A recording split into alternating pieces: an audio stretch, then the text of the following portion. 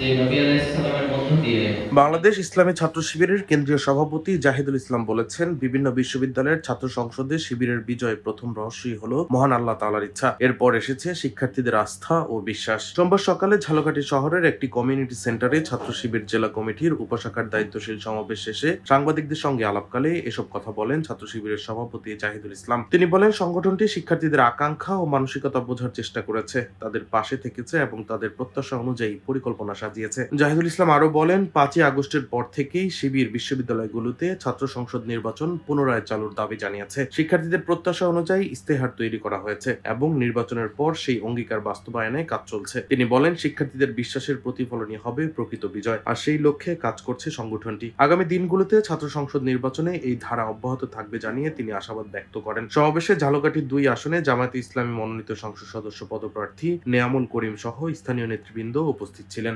আমরা যে মানুষ, মানে আমাদের মানুষই মনে করা হতো না, আমাদেরকে পশুর মতো গুলি করে হত্যা করা হয়েছে, জবাই করে দেওয়া হয়েছে, আমার কোথায় থেকে গুম করে লাশগুলো নদীতে ভাসিয়ে দেওয়া হয়েছে।